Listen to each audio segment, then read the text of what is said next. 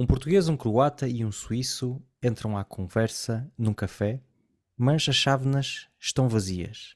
Certamente uma obra do mal. Ora, então e aqui? O que é que vai ser? Olha, pode ser um café com leite, por favor. Olá a todos, muito bem-vindos ao nosso podcast. Estamos aqui para discutir mais um tema e sempre com os nossos amigos do costume. Vamos começar aqui com o Joca, João Relitz Macedo, que se encontra na Croácia. Tudo bem, Joca? Olá a todos, olá, tudo bem? E temos também connosco o Roberto Marques, que se encontra nos Açores, em Portugal. Tudo bem? Tudo, olá a todos. E eu sou Samuel Cunha e encontro-me na Suíça. Como é nosso hábito, vamos começar desde já com os nossos pingos de leite. Então, para começarmos esta rubrica, ia pedir se calhar ao Roberto para poder nos partilhar o seu pingo de leite. O que é que nos trazes hoje, Roberto? Bem, eu trago uma notícia que se calhar quando vocês ouvirem já não é tão fresca, mas a UNASP no Brasil inaugurou o Museu de Arqueologia Bíblica, o primeiro na América do Sul, se não estou em erro, e eu queria salientar este facto e a importância deste momento, não é? Numa altura em que cada vez mais nós temos o desprezo de todas as áreas do saber, todas as áreas em que existem especialistas e pessoas que dedicam quase uma vida inteira ao conhecimento. É bom vermos aqui um pequeno gesto que tenta reverter um bocado essa situação. Uma situação que infelizmente também vemos o reflexo na igreja, em que os pastores por vezes são questionados dentro das suas áreas de especialidade por pessoas que se calhar viram alguns vídeos no YouTube e acham que conseguem compensar anos de estudo com apenas algumas horas a assistir vídeos. E pronto, Ou queria ouvir marcar podcasts, isso, não é? ou ouvir podcasts também. E queria salientar este facto porque o museu é um momento importante, é sobretudo dar informação a pessoas que são leigas e algumas menos leigas, não é? E tudo aquilo que aumente a acessibilidade da informação às pessoas, acho que é um ponto muito positivo. E eu acho que é um motivo também de orgulho vermos a nossa igreja a contribuir nesse sentido também. Muito obrigado, Roberto. Joca, o que é que tu achas? Tu gostas de ir a museus? Epá, eu gosto, já não vou há muito tempo, sobretudo porque aqui em Rijeka o museu principal é o Museu do Torpedo. E como eu não, não é propriamente um objeto que me cause muito interesse, eu decidi não ir lá. Preferias o Mas Museu da Cerveja, não é? lá estão as más línguas, não é? Mas dizer o seguinte, não, eu concordo com o Roberto. Às vezes a minha preocupação quando ouço notícias destas de museus de arqueologia ou de ciência que têm de alguma forma o timbre institucional, às vezes é a qualidade da informação que é colocada lá. Eu espero que sim, espero que realmente seja bom, mas às vezes tenho medo que seja informação também um bocadinho inquinada por certas lentes interpretativas. Por isso deixo o meu apelo a que não se deixem inquinar. Obrigado, Joca. Espero que eles estejam a ouvir este podcast. Certeza que estão. Temos algumas Certeza que pessoas que nos estão. ouvem a partir do Brasil, por isso pode ser. Cumprimentos, Rodrigo, se cumprimentos a estás a todos. ouvir, um beijinho para ti. Bom, eu fico sempre feliz com a abertura de um museu. Aliás, eu sou conhecido aqui em casa por ter conseguido dar uma overdose de museus à minha esposa em Paris. Por isso fico sempre, fico sempre feliz com a abertura de mais um museu. Gostaria de ver a Igreja Adventista a investir mais em arqueologia, no sentido em que acho que é uma área científica que se calhar está um bocado descurada do nosso lado e onde existe, a meu ver, bastante interesse, porque acabam por ser coisas bastante factuais. Temos um célebre arqueólogo adventista, conspiracionista, pouco académico, que existiu durante os anos 90 e início dos anos 2000, mas tirando o Hewitt, acho que é assim que ele se chama, não me estou a lembrar de mais de nenhum grande arqueólogo adventista. Seria bom termos arqueólogos adventistas. Obrigado, Roberto, por nos teres trazido o teu pingo de leite. E agora vamos ouvir o pingo de leite do Joca, que vai nos falar de Portugal. Joca, estás com saudades de Portugal?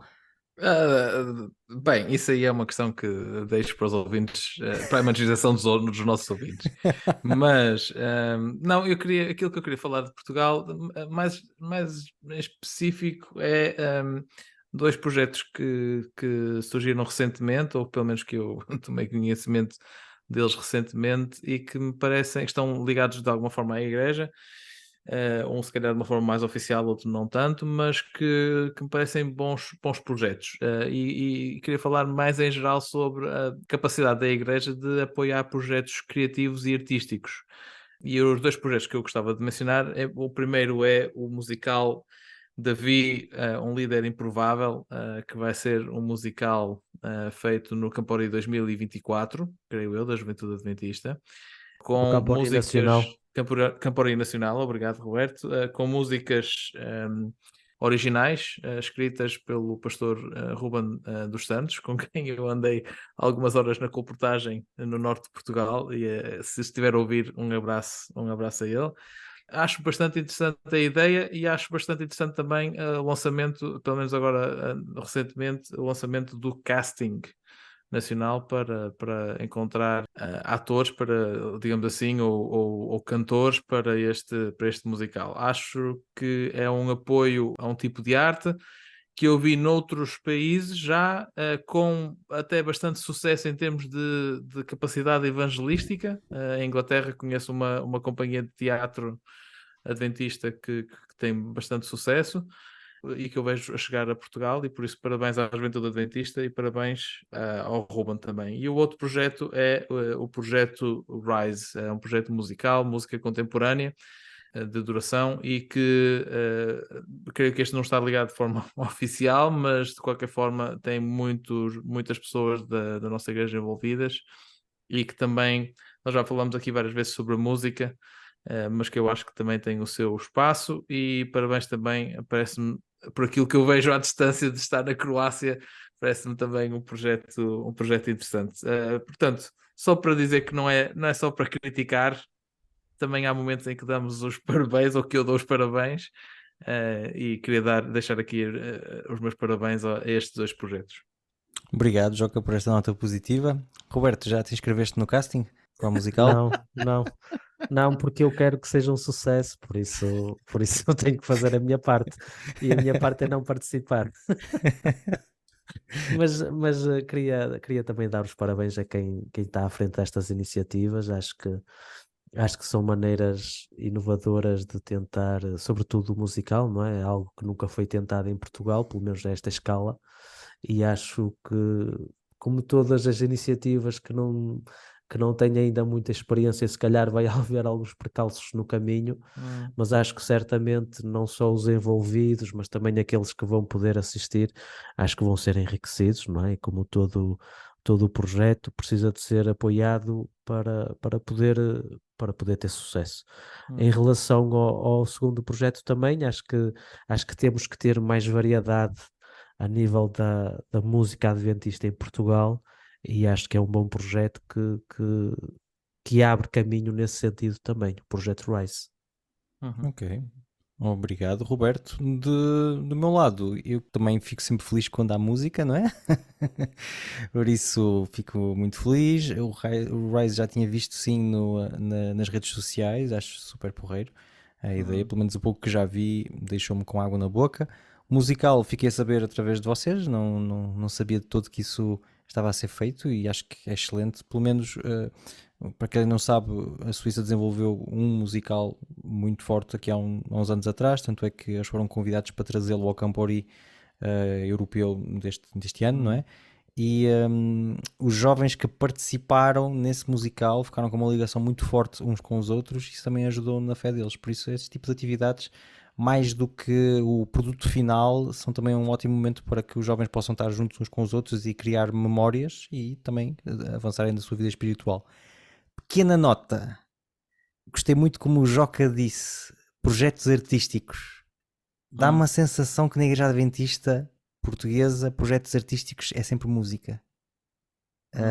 E se calhar seria interessante abrir a criatividade, que é uma característica grande de Portugal, como país, como cultura. Nós somos criativos, somos virados para a cultura por natureza. Se calhar explorar outras coisas, não deixando de parte aquilo que já se faz na música, mas explorar também outras coisas dentro da arte seria muito interessante. Obrigado, Joca, por nos teres trazido este pingo de leite e agora sou eu, não é? O hábito dos nossos moderadores é se deixarem assim mesmos para o fim. O meu pingo de leite tem a ver com um encontro que eu tive esta sexta-feira.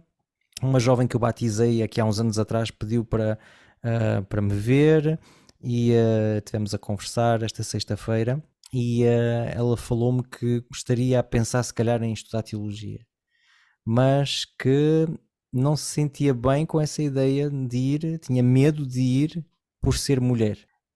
Isto já seria triste de ouvir se fosse só este o caso, mas eu posso citar inúmeros casos que eu vi no meu ministério de mulheres que sentiam vontade de estudar teologia, mas que pensavam, bom, mas sendo mulher eu vou ter obstáculos, eu não vou poder ser, algumas até pensavam que não poderiam mesmo ser.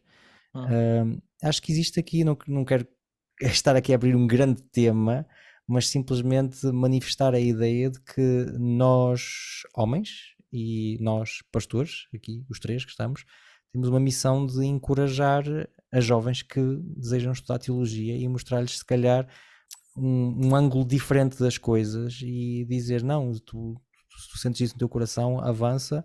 Tipo, sim, existem determinadas coisas que não, se calhar não serão como a gente gostaria, mas não existe nenhuma coisa que te possa impedir de servir.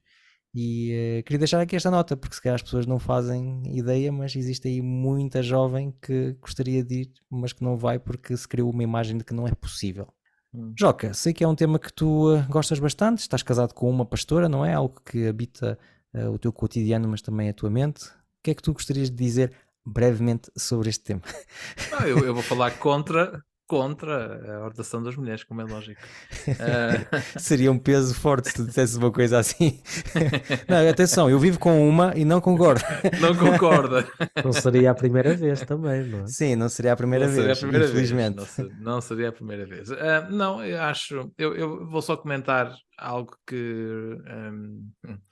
Bem, tentar ser o máximo possível simpático perante a situação, mas eu sei que neste momento em Portugal, por exemplo, há algumas questões em relação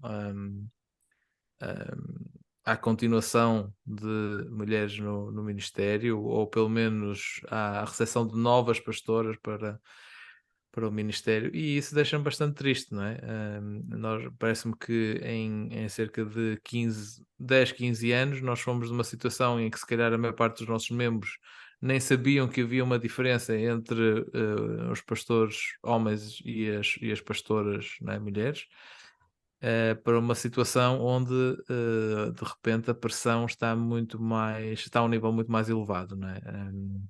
Queridos ouvintes, mudem um bocadinho a perspectiva se for caso disso. Acho que seria dar 2 passos atrás em Portugal caso isso acontecesse, não é? Agora compreendo como é lógico tudo aquilo que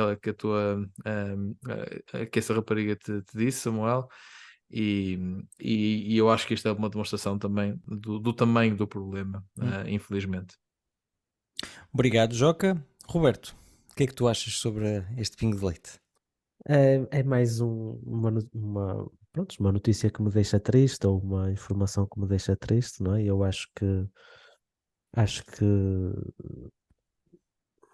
um dos grandes erros que nós temos cometido nos últimos anos tem sido a maneira como temos tratado este assunto, ou como ele tem sido apresentado, e sobretudo torna-se ainda mais dramático numa igreja adventista europeia, em que a maior parte dos membros são mulheres, e nós passamos a mensagem que nós não precisamos de vocês para ajudar, quando as evidências são o contrário disso. Nós precisamos de mais pastores, nós precisamos de mais pastores europeus. Nada contra os meus colegas que vieram para este território e que se envolvem e que dão o seu máximo, nada, gosto muito deles, uns mais do que outros, como é normal, não é? Nós não gostamos de toda a gente de forma universal. A sério, Mas não estava acho nada à que- espera de ouvir isso de um pastor. Não. Queres dar Mas alguns acho nomes? Posso dar alguns nomes. Começo com o Roberto e termino com o Marques.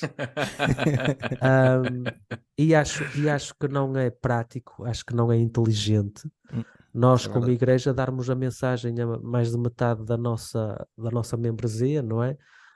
Não, nem sequer pensei nisto, nós não vos queremos aqui. E se calhar a maneira como eu estou a dizer isto é um bocadinho mais crua, não é? Claro que isto às vezes é dito, pode ser dito diretamente por alguns membros de igreja, da parte das administrações se calhar não é dito desta maneira tão direta, mas indiretamente é se calhar a mensagem que elas recebem. É por isso que nós temos jovens como essas e como outras que eu conheço que podem sentir o chamado de Deus e podem achar que se calhar é melhor não passar ao outro lado.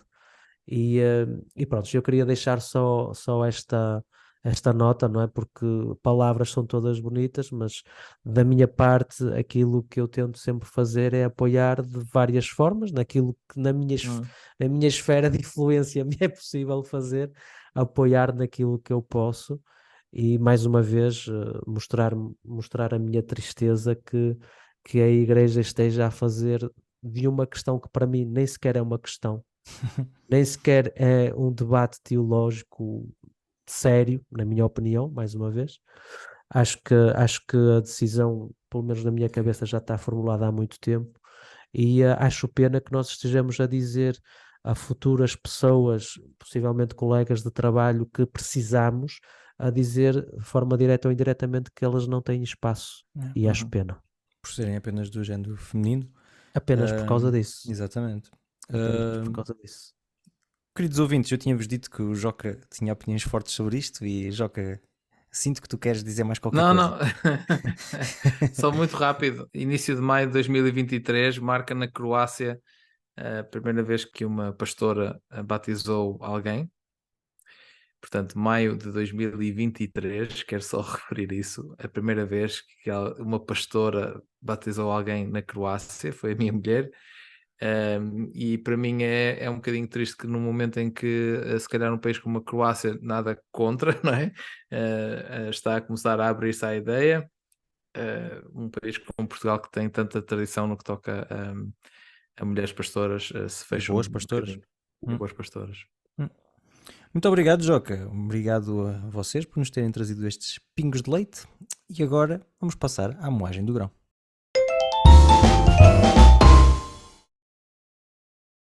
Para muitas pessoas ateístas, uma das maiores barreiras à crença em Deus é o conhecido problema do mal.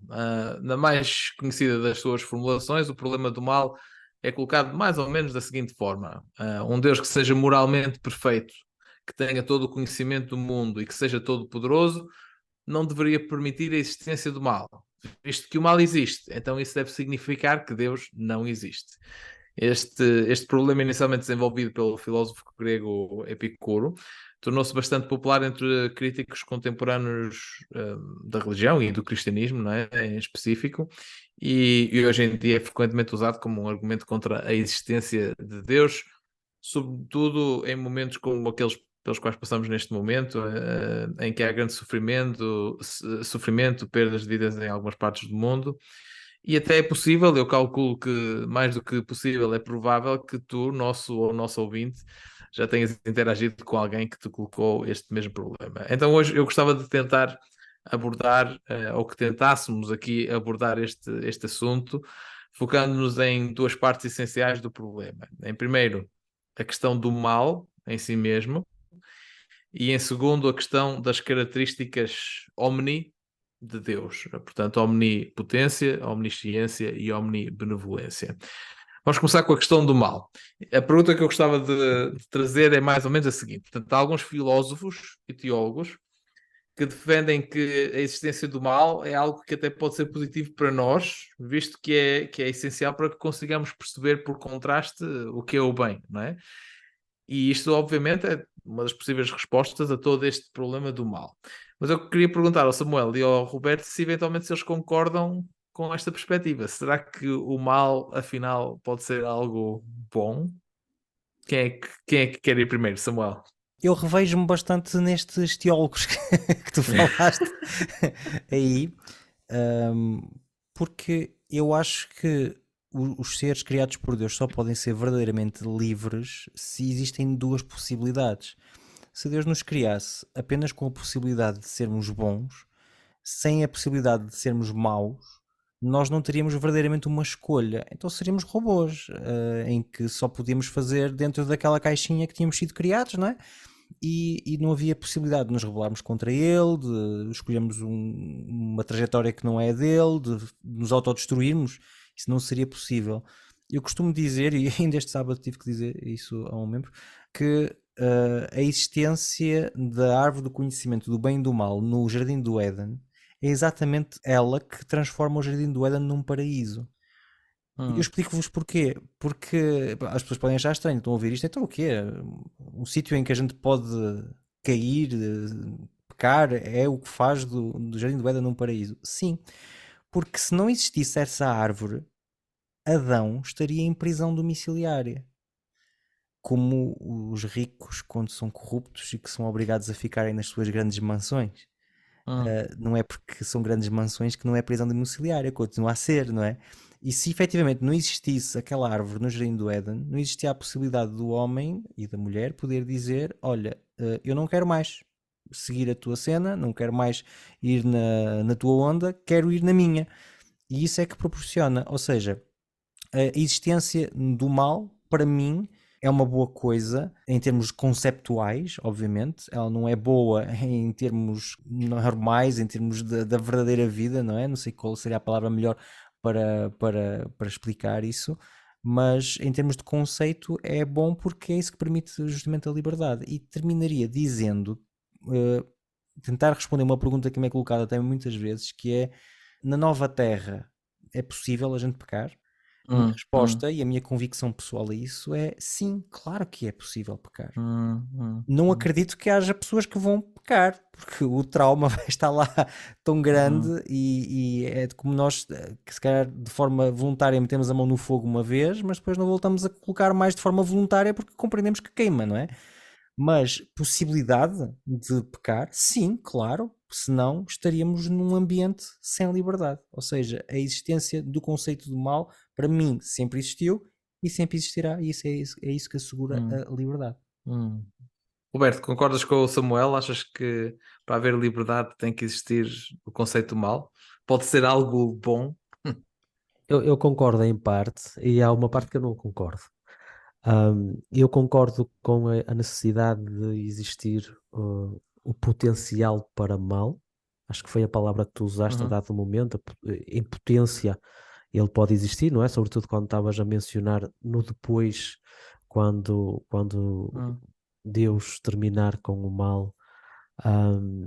Eu acho que é importante fazer essa distinção entre a existência do mal e o potencial para o mal, porque eu acredito que Deus, não sendo sádico, que pode parecer esquisito, não sendo sádico, acho que há sempre uma opção B, ou uma opção A, dependendo de como preferirem, a nomenclatura que preferirem, que é tudo aquilo que nós aprendemos graças ao mal, Deus providencia no seu amor a possibilidade de nós aprendermos sem termos que passar por ele, não é? Mas agora, partindo desse pressuposto, que é meu, não são obrigados a partilhar esse.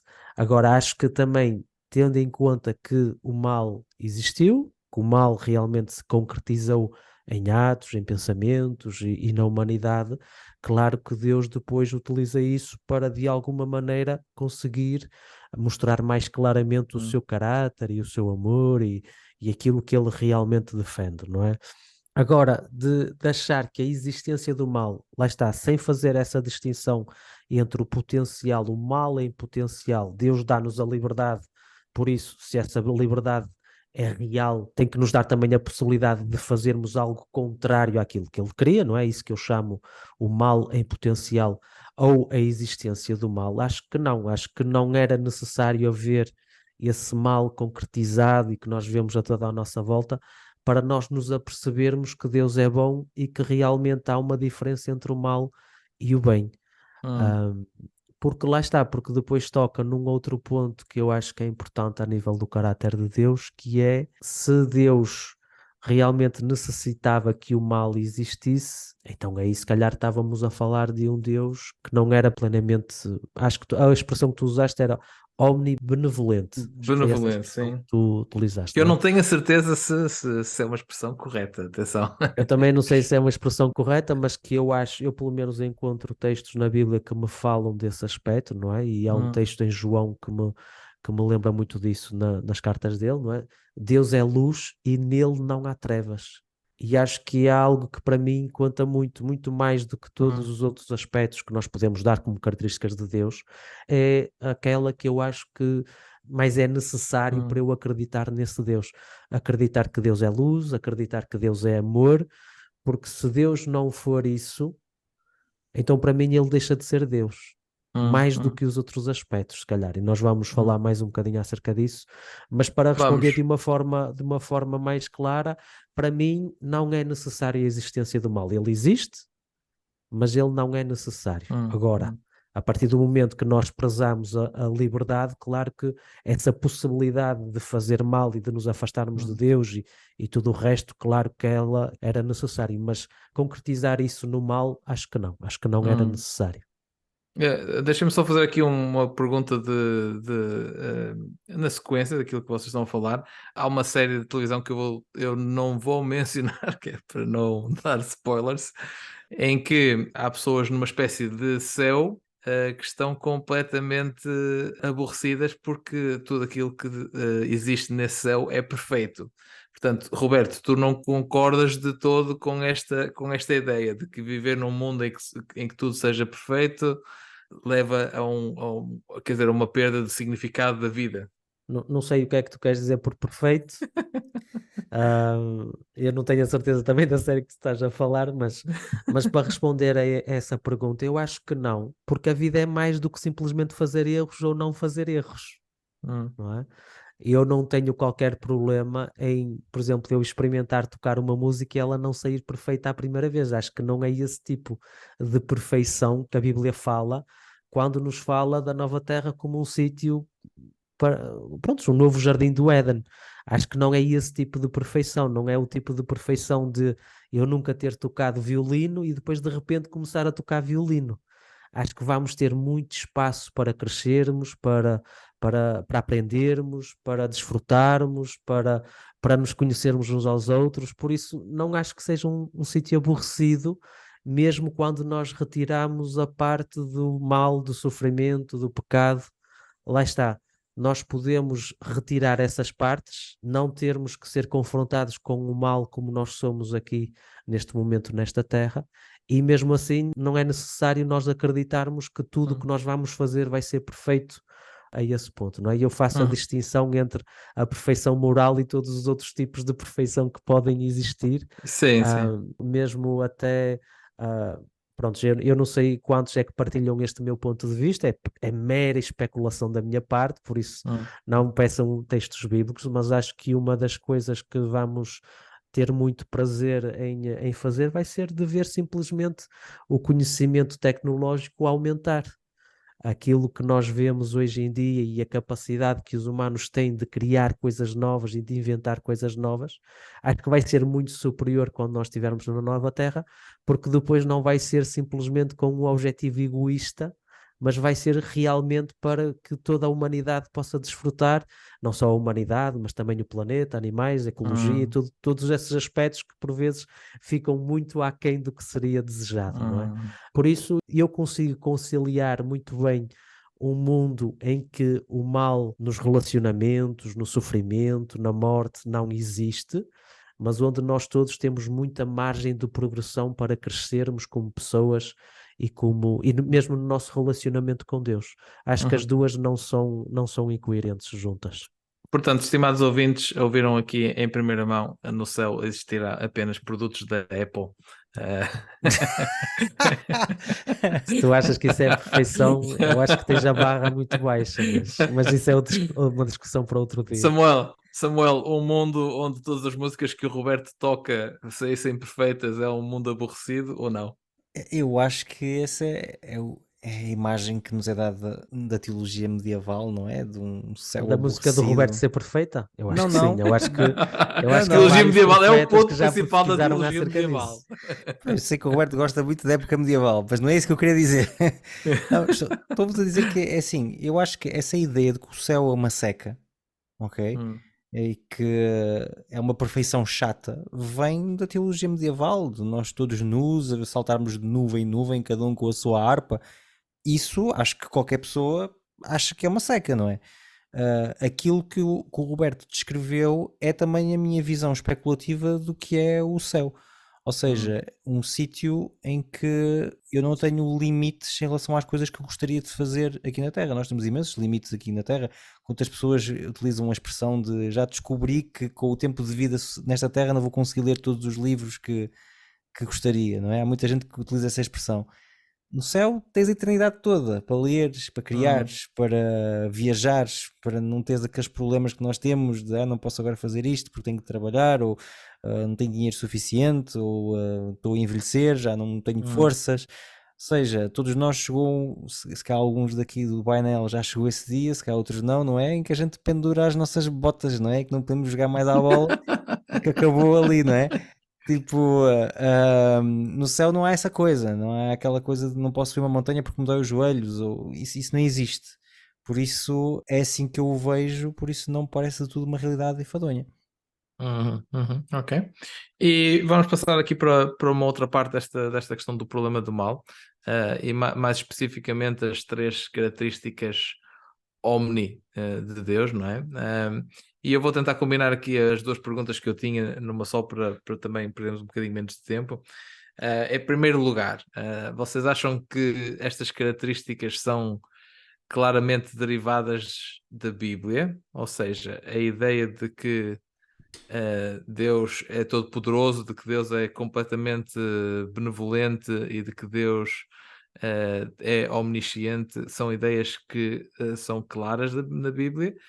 E em segundo lugar, quando defendemos estas ideias, será que entramos numa rota de colisão precisamente com esta questão da existência do mal? A partir do momento em que nós defendemos estas três ideias, arriscamos a pintar Deus como um Deus que ou que permite ou que ativamente promove a existência do mal. O que é que vocês acham? Olha, eu acho, em relação à tua primeira pergunta, se estas características são claras na Bíblia, peço desculpa de chocar toda a gente, se calhar, não é claro. Não é assim tão claro quanto isso. Primeiro porque o objetivo da Bíblia não é explicar-nos Deus, é mostrar-nos como é que nós nos podemos salvar. E mesmo quando nós temos textos ou encadeamentos de versículos que têm como objetivo mostrar quem é Deus, normalmente fala-se mais sobre o caráter de Deus do que estas coisas específicas de ter todo o poder ou um que não citaste, que é a omnipresença, não é? Poder estar em todo lado, ou saber tudo, ok? Por isso eu não acho que seja uma coisa assim claríssima, claríssima. Claro, podemos inferir isso na Bíblia, sim, mas não creio que esteja sistematizado na Bíblia essa ideia. E acho que é interessante dizer isso porque eu pelo menos cresci na igreja de que isso era quase um dogma, não é? Tipo, é interessante se calhar as pessoas poderem ler a Bíblia com uma outra perspectiva e se calhar verem que as coisas não estão assim tão claras. Em relação à segunda pergunta, que era se estas especificidades de Deus se podem entrar em rota de colisão com esta questão do mal, não é? Eu acho que sim, no sentido em que quando eu imagino Deus com todo o poder, eu antropomorfizo Deus neste todo poder, ou seja, eu imagino Deus com todo o poder como se ele fosse um homem, como se ele fosse alguém de cá de baixo, Ok. não é? E Deus vive numa realidade e numa esfera totalmente diferente da nossa. Na minha esfera, alguém que tem todo o poder tem o poder de impedir tudo o que quiser e fazer tudo o que quiser. E depois nós vemos na vida prática que o facto de Deus ter ou não ter poder faz com que ele não vai agir exatamente como eu agiria se eu estivesse na esfera dele. Porque ele tem outras formas, tem outras matrizes que eu não tenho e que eu não compreendo completamente. Por isso, eu acredito que mais do que dizer ok, Deus tem todo o poder, mas não age como eu gostaria, ou então não tem o poder, por isso é que ele não age. O mais importante para mim primeiro é dizer humildemente que eu não tenho noção como é que é essa função de ser Deus, não é? Todos nós lembramos cá do filme do Bruce Almighty com o Jim Carrey, em que ele é convidado por Deus a assumir o posto durante um tempo, e no filme, que é um filme que é uma comédia, não é? Que é uma caricatura, ele percebe-se que rapidamente que a coisa é muito mais complicada do que ele poderia imaginar. E eu acho que tem atenção todas as coisas que existem em termos do grande conflito, em termos da ação de Deus, que parece quase simplista definir às vezes as coisas como a gente define. Isto para tentar ser super breve em relação à tua questão. Passo agora. Okay. Roberto, concordas com aquilo que o Samuel diz? Achas para começar, pegando no ponto que ele estava a colocar, achas que é simplificar demais este ser que nós não conseguimos compreender na totalidade? Acho por um lado, e por outro lado nós temos que ter respostas simples para dar, sobretudo a pessoas que estão a descobrir a Bíblia, não é? Isto são perguntas complicadas de responder por causa disso, não é? Tipo, tu não podes, por exemplo, alguém que começa agora a descobrir acerca da Bíblia, ok, vou-te dar uma resposta sim e não e talvez, e tu depois decides sozinho, não é?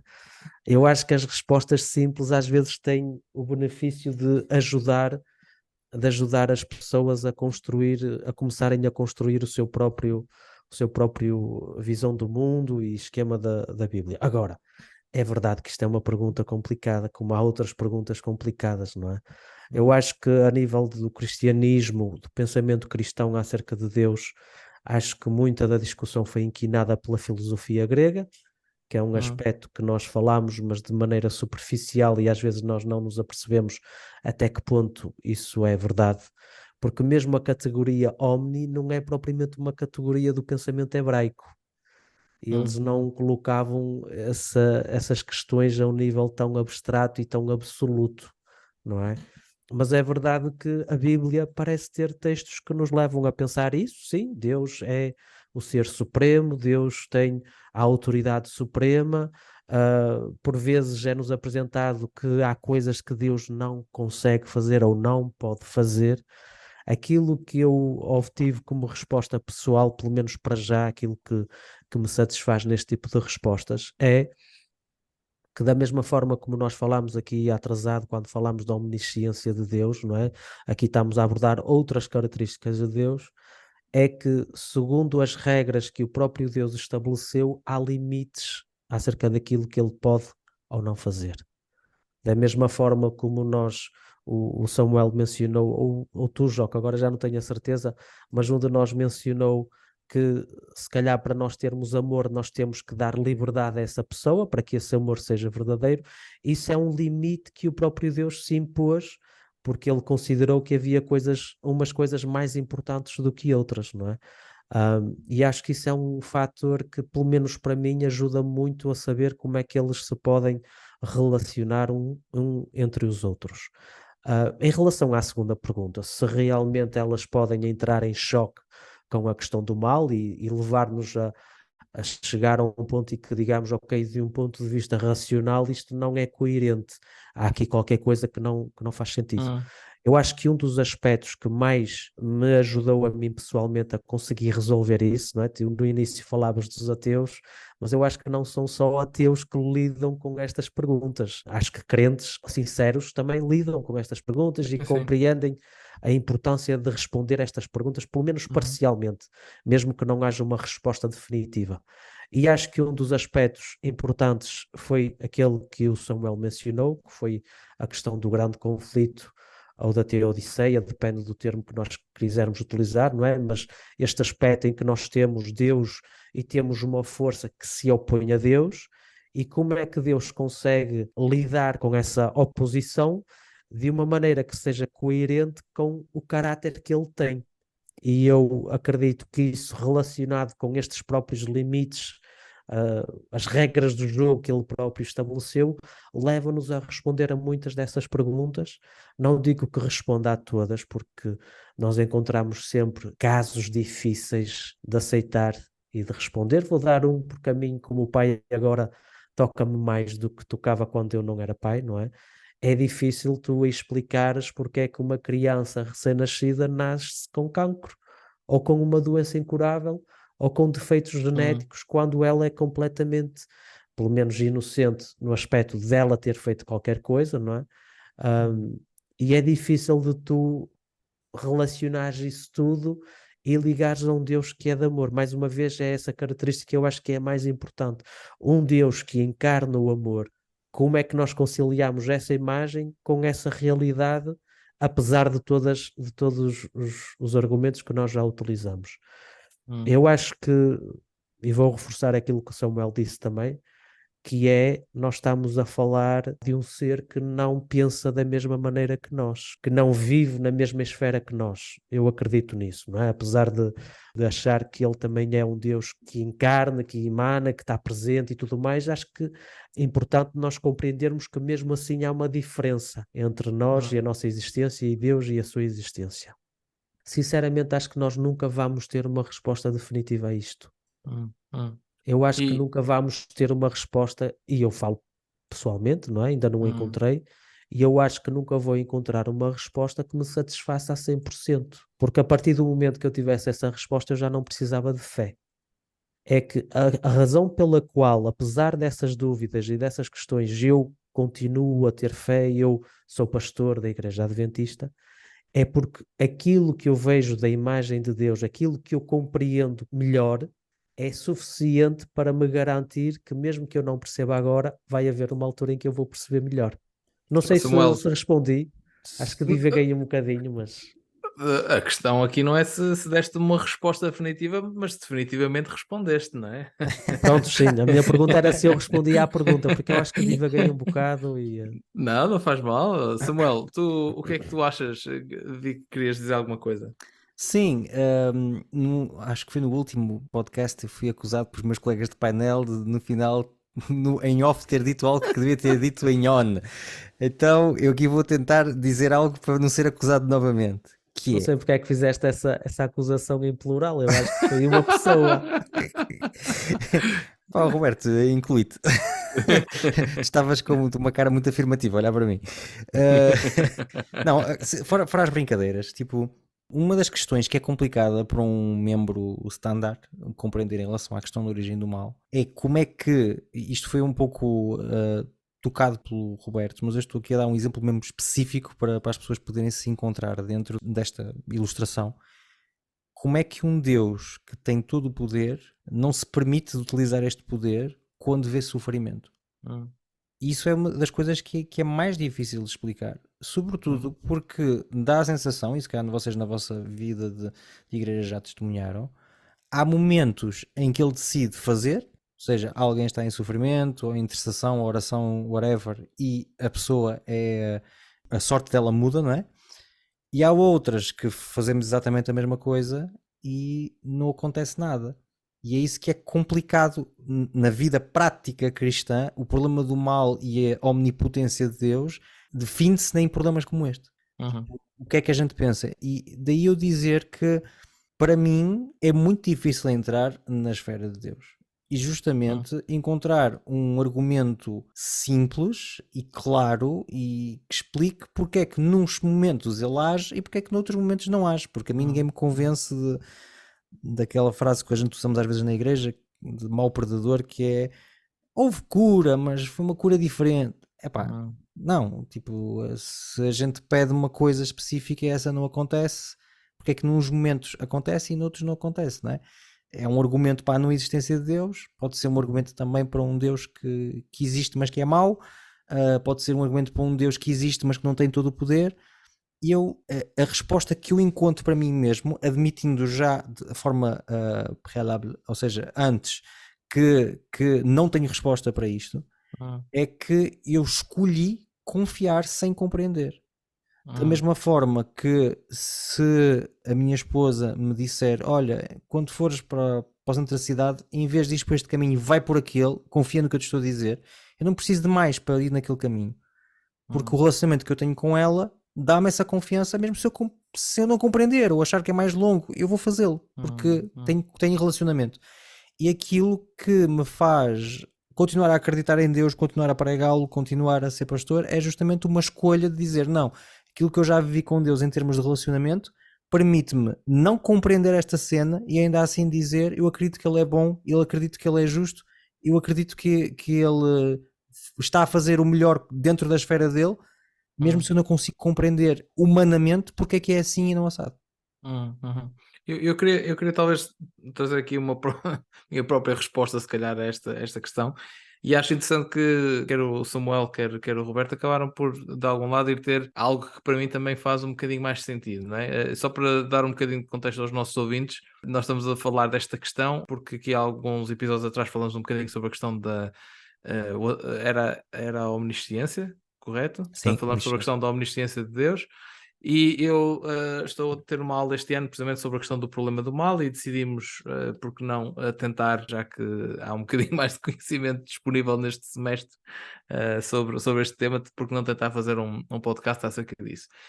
E há uma parte das pessoas que têm entrado nesta discussão que criaram uma certa corrente de pensamento que é conhecida como a anti-teodiceia, ou seja, tudo aquilo que nós estamos aqui a tentar fazer ou responder à questão do mal é uma teodiceia. E aquilo que estas pessoas dizem é não vale a pena estarmos a discutir isto. Não porque não haja nenhuma vantagem em filosofarmos, não, claro que sim, claro que é importante tentarmos perceber, mas simplesmente porque no fim do dia, desculpem, estou a fazer aqui uma tradução literal do inglês, no Toda a final gente das percebeu. contas, nós não conseguimos ter uma resposta que seja satisfatória, e mesmo as respostas que estão disponíveis muitas vezes em relação a este problema acabam por criar mais problemas, pintando uma imagem de um Deus que ou permite ou ativamente promove o mal, não é? E eu, de alguma forma, revejo-me um bocadinho nesta corrente. Há uma citação em específico que eu gostava de trazer, só para vos deixar, que é uma académica que diz o seguinte: nós temos que reconhecer que o problema do mal é completamente justificado, ou seja, é um problema real, e ao mesmo tempo completamente incompreensível. E para mim, essa afirmação ficou-me gravada na mente desde que eu vi. Para mim, também um bocadinho como o Roberto, o Samuel, se calhar chegamos ao mesmo ponto de lados diferentes, mas não consigo, se calhar, dar uma resposta a este problema. E, se calhar, para mim, a melhor resposta ao problema é não dar uma resposta. Era isso, se calhar, que eu gostava de trazer. Bem, vamos tentar só fechar. Que é uma conclusão bem pós-moderna. É excelente, não é? Portanto,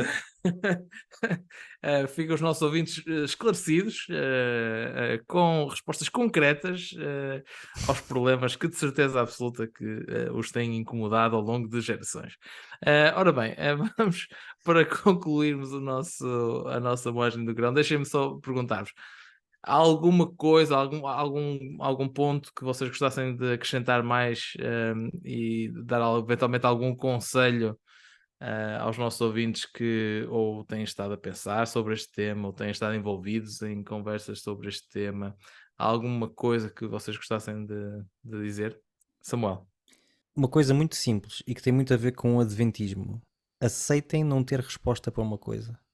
Nós pertencemos a uma denominação que gosta de ter resposta para tudo e que se congratula de ter respostas para tudo.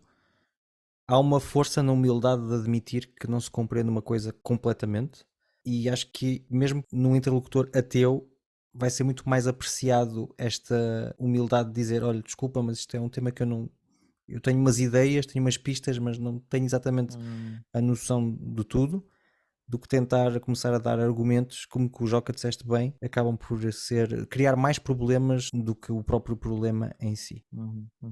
Obrigado, Samuel. Roberto. Não sei se estarei de acordo com a parte de mais problemas, mas algumas podem ser problemáticas.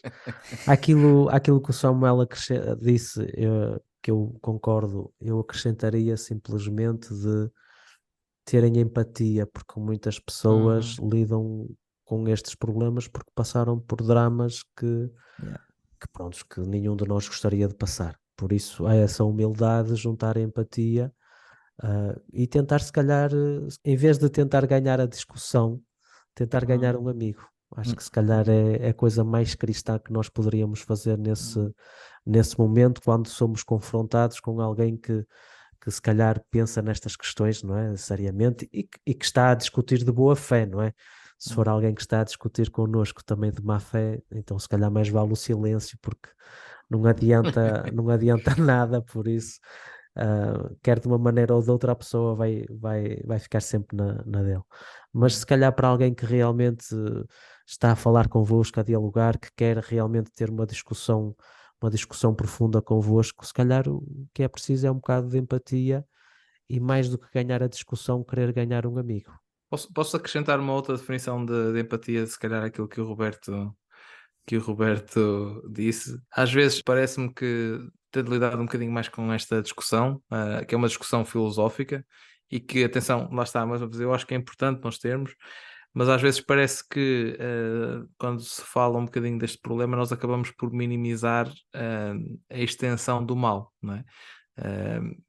E do mal, do sofrimento, da dor, de todas essas coisas que estão associadas. E se calhar às vezes um bocadinho de empatia para com aqueles que passam por esse sofrimento, se calhar também não seria uma má ideia no que toca a esta discussão. Tentar perceber um bocadinho que não é apenas uma questão abstrata, mas há pessoas que têm imensos problemas e que realmente não é fácil passar por eles, não é? Não estamos aqui simplesmente a minimizar o sofrimento deles. Creio que chegamos aqui ao fim da nossa moagem do grão. Parece-me que é um fim um bocadinho ao estilo do livro de Jó, se calhar sem respostas concretas, mas com muitas perguntas. Mas também é aquilo que nós gostamos de fazer aqui no Com Fé com Leite. Epá, se fosse como no final do livro de Jó, eu já ia ver o meu saldo da minha conta, a ver se tenho o dobro. Ora bem, quero-vos Também era agradecer. bom, ou para o projeto. Era interessante, ou então para o meu projeto, sim, isso era bom. Agradecemos Então, muito a vocês os dois por terem contribuído a este podcast. Obrigado a ti também que estás a ouvir até aqui através do YouTube, do Spotify ou do Apple Podcast. Em todas estas plataformas agora existe a possibilidade de fazer comentários, deixar perguntas. Quero-te encorajar a utilizar estas caixas de comentários só para nos encorajar ou então para nos propor um tema, porque o tema do próximo podcast pode já ser o tema que tu nos sugeres na caixa de comentários. Por isso, escrevam e vamos tentar criar esta interação uns com os outros. Já sabem, os nossos episódios saem sempre na primeira sexta-feira do mês. Foi o Com Fé com Leite de hoje e até breve. Este Com Fé com Leite foi moído no dia 26 de novembro de 2023.